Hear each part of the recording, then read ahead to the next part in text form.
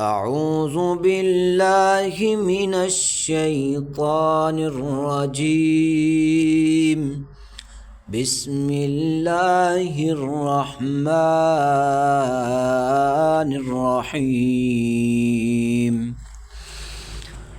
الرحمن علم القرآن خلق الإنسان علمه البيان. الشمس والقمر بحسبان والنجم والشجر يسجدان والسماء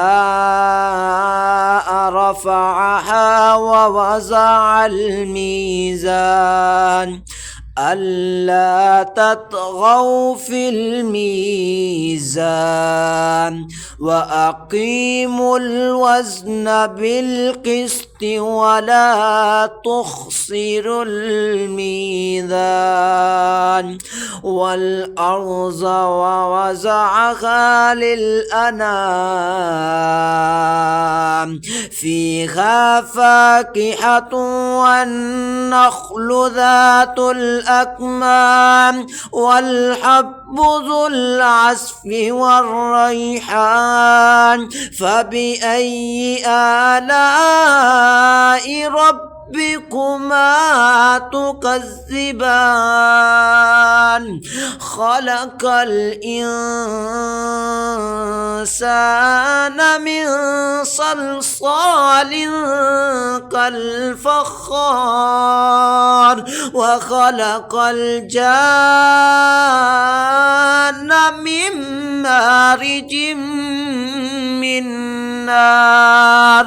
فبأي آلاء ربكما تكذبان؟ فبأي آلاء ربكما تكذبان؟ رب المشرقين ورب المغربين. فبأي آلاء ربكما تكذبان؟ مرج البحرين يلتقيان. فبأي آلاء ربكما تكذبان؟ مرج البحرين يلتقيان بينهما يرزخ لا يبغيان. فبأي آلاء ربكما تكذبان؟ يخرج منهما اللؤلؤ والمرجان. فبأي آلاء ربكما تكذبان؟ وله الجوار المنشآت في البحر كالأعلام. فبأي آلاء ربكما تكذبان؟ كل من عليها فان ويبقى وجه ربك ذو الجلال والإكرام. فبأي آلاء ربكما تكذبان؟ يسأله من في السماوات والأرض كل يوم هو في شأن. فبأي آلاء ربكما تكذبان؟